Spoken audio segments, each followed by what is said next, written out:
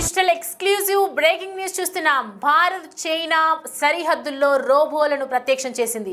Yes, మీరు వింటున్నది నిజమే. రోబోలు మనం చూస్తూ ఉంటాము, మనసుతో ఎలాంటి సంబంధం లేకుండా తాను చేయాల్సిన పని చేసుకుపోతుంది. అలాంటి రోబోలు నిజ జీవితంలో ప్రత్యక్షం అయితే ఎలా ఉంటుందో మనం అర్థం చేసుకోవచ్చు. ఇప్పుడు చైనా చేసినటువంటి ఈ గేమ్ ప్లాన్ చూస్తుంటే అందరూ ఆశ్చర్యపోతున్నారు. మరొక గేమ్ ప్లాన్కి సిద్ధమైందని చెప్పాలి. హ్యూమనాయిడ్ రోబోల అభివృద్ధిలో వేగంగా దూసుకుపోతున్న ఈ డ్రాగన్ కంట్రీ ఇప్పుడు సరిహద్దుల్లోని క్లిష్టమైన సైనిక కార్యకలాపాల్లో వీటిని భాగం చేసేందుకు సన్నాహాలు చేస్తోంది. తద్వారా మానవ ప్రమేయం తగ్గించి ప్రాణ నష్టాన్ని నివారించాలని చూస్తోంది చైనా. దీనిలో భాగంగా వియత్నాం, చైనా సరిహద్దు సమీపంలో వీటిని పరీక్షించనుంది. ఈ ట్రయల్ ప్రాజెక్టు కోసం నమూనాలను సరఫరా చేసేందుకు షెన్జెన్కు చెందిన ప్రముఖ చైనా రోబోటిక్స్ కంపెనీ యూబీటెక్ రోబోటిక్స్ సంస్థతో ఒకవైపు ఒప్పందం చేసుకుందని చెప్పొచ్చు. మనం చూడొచ్చు, అచ్చం మనిషిలా ఉన్నటువంటి మన రోబోలో సినిమా కూడా మనం చూసాం. రజనీకాంత్, ప్రముఖ హీరో రజనీకాంత్ సూపర్ స్టార్ చేసినటువంటి సినిమాలో రోబో ఎంత బ్లాక్ బస్టర్ అయిందో, ఆ రోబో యొక్క కదలికలు, మొత్తం ఆ రోబో యొక్క మూమెంట్స్ ఎంత ప్లాన్ ఆఫ్ యాక్షన్ ఏ విధంగా ఉంటుందో అనేది కూడా మనందరికీ తెలిసిందే.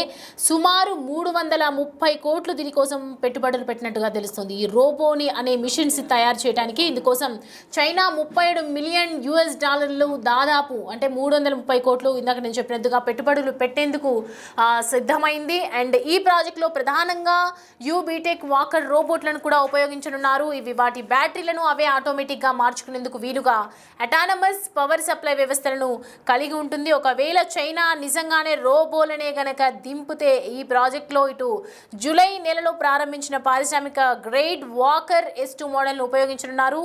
దీన్ని తన బ్యాటరీ తానే మార్చుకునే సామర్థ్యం అంటే ఏ రకంగా ఉంటుందో మనం అర్థం చేసుకోవచ్చు. చైనా రోబోలను భారత దళాలు గుర్తించాయని ఇటు సోషల్ మీడియాలో కూడా విస్తృత ప్రచారం చేస్తోంది. అచ్చం మనిషి వలె కనిపిస్తున్నటువంటి ఈ రోబోల పహారాను అధికారికంగా ధృవీకరించలేదు ఇంకా ఇరు దేశాలు. ఒకవేళ చైనా కనుక నిజంగానే రోబోలను దింపితే మాత్రం చైనా అడ్వాన్స్డ్ వెర్షన్ ఉపయోగిస్తున్నట్లే అని చెప్పాలి. కామెంట్స్ కూడా నెటిజన్స్ అవే చేస్తున్నారు. LAC దగ్గర భారత్ కూడా మరింత అప్రమత్తంగా వ్యవహరించాలంటూ మరోవైపు పోస్టులు కూడా వస్తున్నాయి. అయితే దీనికి సంబంధించి పూర్తి డీటెయిల్స్ అడిగి తెలుసుకుందాం. మా ప్రతినిధి శివ మనకి జాయిన్ అవుతున్నారు. శివ, చూస్తున్నాం చైనా తయారు చేయబోతున్నటువంటి ఈ రోబోలను ఏదైతే ప్రత్యక్షం చేయాలని అనుకుంటుందో దీనికి సంబంధించి ఎలా ఉండబోతోంది? ఈ రోబో వల్ల భారత సైన్యం ఇంకా భద్రంగా ఉండాలి, భారత ప్రభుత్వం దీనికి సంబంధించి ఇంకా అప్రమత్తమైనటువంటి చర్యలు తీసుకోవాల్సిన అవసరం ఉందా? అసలు రోబో యొక్క పనితీరు ఏ విధంగా ఉంటుంది, అసలు ఎలా ఉండబోతోంది, డీటెయిల్స్ ఏంటి? చైనా కొత్తగా సెక్యూరిటీని ఏర్పాటు చేస్తున్న భాగంగానే హ్యూమనాయిడ్ రోబోట్ల చైనా నిర్మించేందుకు మాస్టర్ ప్లాన్ చేసింది. సరిహద్దు కార్యక్రమంలో హ్యూమనాయిడ్ రోబోట్లను బాగా చేసేందుకు సన్నాహాలు చేస్తుంది. దానికి సంబంధించి ఇప్పటికే భారత్ చైనా బోర్డర్లలో ఈ రోబోట్లు ప్రత్యక్షంగా చేస్తుంది. సరిహద్దుల్లో రోబోలను చైనా దింపింది అనేది ఒక విస్తృతమైన ప్రచారం అయితే జరుగుతోంది. LAC సముద్రాల లోయల్లో రోబోలతో చైనా పహారా కాస్తుందనేది కూడా చర్చించుకున్నారు.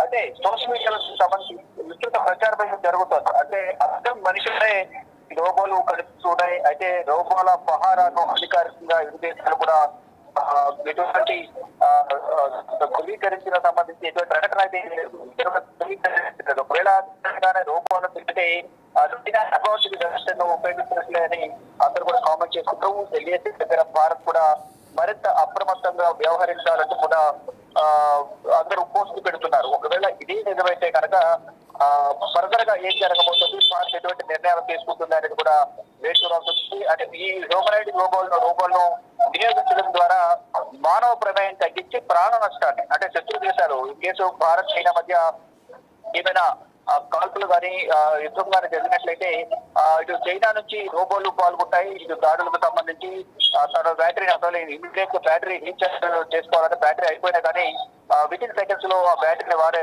రోబోట్ బ్యాటరీని తిరిగి అమర్చుకుంటాయి. దీని ద్వారా ప్రాణ నష్టాన్ని శత్రు దేశాలకు ఎన్నికలు భారత్ పై దాడి చేసిన సమయంలో ప్రతిగా భారత్ దాడి చేస్తే కనుక అటు మనుషులకైతే ప్రాణాలు కోల్పోయే అవకాశం ఉంటుంది. కాబట్టి రోబోలకు అటువంటి పరిస్థితి ఉండదు. రోబోల ద్వారా ప్రాణ నష్టాన్ని నివారించాలనేది చైనా భావిస్తుంది. దీనిలో భాగంగానే వియత్నాం చైనా సరిహద్దు సమీపంలో వీటిని పరీక్షిస్తోంది. అయితే ఈ ట్రయల్ ప్రాజెక్ట్ కోసం నమూనాలను కూడా సరఫరా చేసేందుకు షెన్జెన్ కు చెందిన ప్రముఖ చైనా రోబోటిక్స్ కంపెనీ యూబిటెక్ రోబోటిక్స్ లో ఒప్పందం కూడా కుదుర్చుకున్నట్టు తెలుస్తుంది. సుమారు 330 కోట్ల పెట్టుబడులు ఇందుకోసం చైనా $37 మిలియన్ అంటే దాదాపు 330 కోట్ల పెట్టుబడులు పెట్టేందుకు కూడా సిద్ధమైనట్టు తెలుస్తుంది. ఈ ప్రాజెక్ట్ లో ప్రధానంగా యూబిటెక్ వాకర్ రోబోట్లను కూడా ఉపయోగించుతున్నారు. ఇది వాటి బ్యాటరీలను అవే ఆటోమేటిక్ గా మార్చుకునేందుకు వీలుగా అటానమస్ పవర్ సప్లై వ్యవస్థను కూడా దీంట్లో అమర్చారు. దానిలో భాగంగానే ఈ రోబోట్లను వినియోగించడం ద్వారా శత్రు దేశాల నుంచి ప్రాణ నష్టాన్ని తగ్గిస్తూ వారు చేసే దాడుల నుంచి అనేది కూడా ప్రధానంగా భావిస్తూ ఉంది. కానీ దీనికి సంబంధించి అధికారికంగా ఎవరు కూడా ధృవీకరించలేదు. అంటే చైనా భారత్ బోర్డర్లలో ఇది మోహరించారు చైనా బోర్డర్లు అనేది ప్రధానంగా చెప్తున్నప్పటికీ కూడా దీనికి సంబంధించి ఎటువంటి అధికారిక ప్రకటన అనేది ఇరు దేశాలు చేయలేదు. ఒకవేళ అటువంటిదే జరిగితే కనుక ఇటు భారత్ కూడా చాలా అప్రమత్తంగా వ్యవహరించాల్సి ఉంటుంది. ఇటు రోబోల ద్వారానే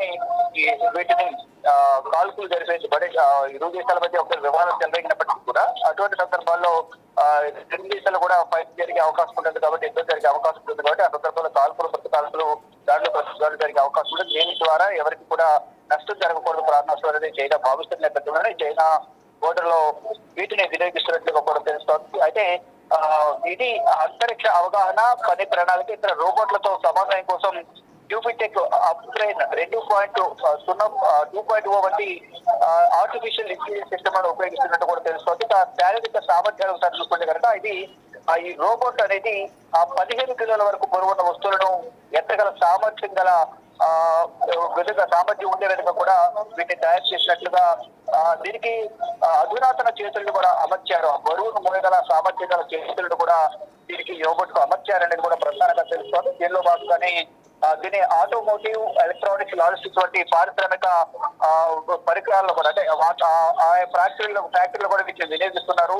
దాని ద్వారా మ్యాన్ పవర్ తగ్గించి వీటిని వినియోగించుకుంటున్నారు కొన్ని సందర్భాల్లో పనుల కోసం అనేది చెప్తున్నారు. దానిలో భాగంగానే వీటిని పైలట్ ప్రాజెక్ట్ గా వివిధ ప్రాంతాల్లో వినియోగించి ఇటు సెక్యూరిటీ పరంగా కూడా వినియోగించుకోవాలి. సైనికుల ప్లేసుల్లో రోబోట్లను వినియోగించాలని చైనా భావిస్తుంది. దాంట్లో భాగంగానే చైనా బోర్డులో ప్రత్యక్షం అయ్యాయి. ఒక ప్రచారం జరుగుతుంది సోషల్ వ్యాప్తంగా. కానీ అది దానికి సంబంధించి అధికారికి ఎక్కడ కూడా ధృవీకరించలేదు. ఒకవేళ అదే నిజమైతే మాత్రం భారత్ కూడా చాలా అప్రమత్తంగా వ్యవహరించాలంటూ కూడా సోషల్ మీడియా వేదికగా పోస్టులు పెడుతూ ఉన్నారు. సౌమ్య.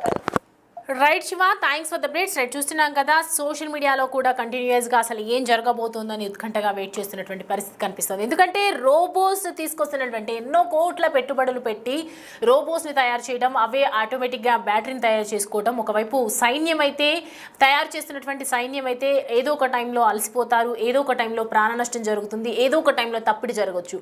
ఇలాంటి అనేక రకాలుగా దృష్టిలో పెట్టుకొని అనేక రకాలుగా ఊహించుకొని ఒకవైపు చైనా ఎప్పుడూ ఒక ఇలాంటి దాంట్లో కూడా ఎప్పుడు ముందు ఉంటుంది కాబట్టి ఇవాళ ఏదైతే మనం చూస్తున్నామో దీనికి సంబంధించి చూస్తే కనుక ఖచ్చితంగా ప్రతి ఒక్కరు కూడా ఒకవైపు భయం పడుతుంది. ఎందుకంటే ఈ గేమ్ ప్లాన్ అనేది ఏ విధంగా ఉండబోతోంది, రోబోల అభివృద్ధిలో కంటిన్యూస్గా రకరకాలుగా చైనా దూసుకుపోతూ ఉంటుంది. ఇలాంటి డ్రాగన్ కంట్రీ ఇప్పుడు సరిహద్దుల్లోని క్లిష్టమైన సైనిక కార్యకలాపాల్లో వీటిని భాగం చేసేందుకు సన్నాహాలు చేస్తోందని చెప్పాలి.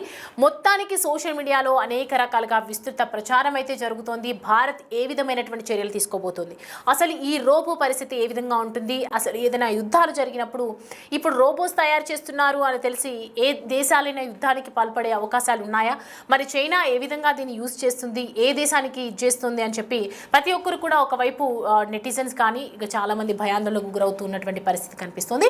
అండ్ దీనికి సంబంధించి భారత సైన్యం ఏ విధంగా పటిష్టం చేయాలి, భారత ప్రభుత్వం ఏ విధంగా ముందుకెళ్ళాలి, ఒకవేళ నిజంగా చైనానే గనక రోబోలనే గనక దింపితే పరిస్థితి ఏ విధంగా ఉంటుంది, అసలు అడ్వాన్స్డ్ వర్షన్ని ఉపయోగిస్తుంది అని చెప్పినటువంటి ఈ కామెంట్స్ని చూస్తుంటే మాత్రం ఈ వర్షన్ని తట్టుకునే కెపాసిటీ ఉందా, 330 crores పెట్టుబడులు పెట్టి ఇన్వెస్ట్ చేసి తయారు చేస్తున్నటువంటి ఈ రోబోలను ఏ విధంగా ముందుకు తీసుకెళ్తుంది అనేది కూడా ప్రస్తుతం ఇప్పుడు హాట్ టాపిక్గా సాగుతుందని చెప్పాలి. రోబో మొత్తానికి ప్రతి ఒక్కరిలో కూడా గుబులు పుట్టిస్తున్నటువంటి సమస్య. ఎందుకంటే ఒక మనిషి ప్రాణం ఒకవేళ మనిషి కనుక అంతకు మించి అన్ని ఈ ఏదైతే అడ్వాన్స్డ్ వర్షన్ను తీసుకొస్తుందో అలాంటి వర్షన్ని కూడా ఒకవైపు భారత సైన్యం తయారు చేసుకుంటుందా, ఎటువంటి రోబోస్ వచ్చినా కూడా దీన్ని నిలబెట్టుకునే సామర్థ్యాన్ని తయారు చేస్తుందా, అసలు ఏం జరగబోతోంది అనేది కూడా మనం వేచి చూడాల్సిందే. దీనికి సంబంధించి ఇంకా ఏదైనా వెపన్స్ తయారు చేసే అవకాశాలు ఉన్నాయా, భారత సైన్యాన్ని ఏ విధంగా తయారు చేసుకుంటారు, ఇవన్నీ కూడా ఒకవైపు హాట్ ఆఫ్ ద టాపిక్ అనే చెప్పాలి. ఎందుకంటే ఈ ప్రాజెక్టులో జూలై నెలలో ప్రారంభించినటువంటి పారిశ్రామిక గ్రేడ్ వాకర్ S2 మోడల్ను ఉపయోగించబోతున్నారు అని అంటే ఖచ్చితంగా పటిష్టమైనటువంటి బందోబస్తే ఉంటుంది. దీనిని తన బ్యాటరీని తానే మార్చుకోగల సామర్థ్యం ఉన్న ప్రపంచంలోనే మొట్టమొదటి హ్యూమనాయిడ్ రోబోట్గా ఇటు ఒకవైపు చెబుతున్నారు. దీనికి సంబంధించి ఇది నిరంతరాయంగా పనిచేయడానికి వీలుగా స్వయం ప్రతిపత్తితో బ్యాటరీలను మార్చుకోగలదు. చూసేందుకు అచ్చం మనిషిలాగానే ఉండే ఈ రోబోట్ బ్యాటరీ మార్పిడితో పాటు అధునాతన AI వస్తువులను కూడా పట్టుకోగల చేతులు, చురుకైన కదలిక వంటి సామర్థ్యాలను ఇది కలిగి ఉంటుంది. కాబట్టి ఇది స్వయంగా మరి ఏ విధంగా జరుగుతుంది, డాకింగ్ స్టేషన్కి వెళ్ళి బ్యాటరీని మార్చుకొని ఎటువంటి మానవ జోక్యం లేకుండా తిరిగి పని చేయగలదు అంటే ఏం చేస్తోంది, మరి భారతదేశం ఏ విధంగా ముందుకడిగేస్తుంది కూడా ఇప్పుడు ప్రశ్నార్థకంగా మారిందని చెప్పాలి. బ్యాటరీలను మార్చుకోవడం ద్వారా దాదాపు కంటిన్యూస్గా ఇది 24 గంటలు శ్రమ అనేది లేకుండా నిరంతరాయంగా పనిచేయగలదని చెప్తున్నారు. ఇది ఉత్పాదకతను పెంచుతుందంటున్నారు. ఫ్యాక్టరీలోని ఇటు క్లిష్టమైన ప్రదేశాల్లో తిరగడానికి సహాయపడే మనిషి వంటి నడక సామర్థ్యం వస్తుంది.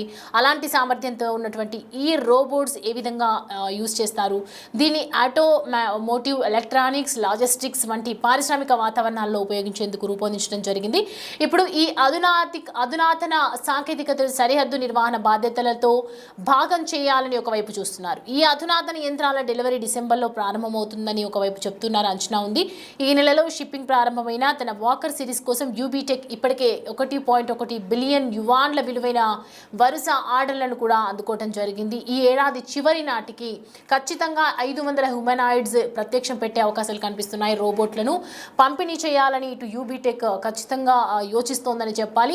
వచ్చే ఏడాది నాటిని ఉత్పత్తి మొత్తం 10 రెట్లు పెంచాలని 2027 నాటికి 10,000 యూనిట్లను లక్ష్యంగా పెట్టుకుంటున్నట్లు company chief branding officer Michael Tom కూడా ఇటీవల వెల్లడించడం జరిగింది. ఉత్పత్తి సామర్థ్యాన్ని పెంచడంతో పాటు యూబీటెక్ తన వాకర్ సిరీస్ రోబోట్లను ఉత్పత్తి ఖర్చులను తగ్గించడంపై కూడా కసరత్తు చేస్తుంది. రోబోట్లను ఎందుకు అసలు నియమించుకోవటం, వీళ్ళ ఉద్దేశం ఏంటి అనేది కూడా ఒకవైపు చూస్తుంటే ఈ చర్యతో చైనా ప్రపంచ రోబోటిక్స్ పరిశ్రమకు నాయకత్వం వహించాలని లక్ష్యంగా పెట్టుకుంది.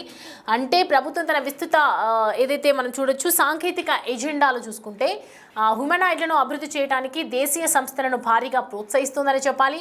చైనా హ్యూమనాయిడ్ రోబోటిక్స్ పరిశ్రమ 2025 నాటికి 82 బిలియన్లకు చేరుకుంటుందని, ఇది ప్రపంచ అమ్మకాలలో సగం వాటా కలిగి ఉంటుందని ఒకవైపు కన్సల్టింగ్ సంస్థ చెప్తోంది.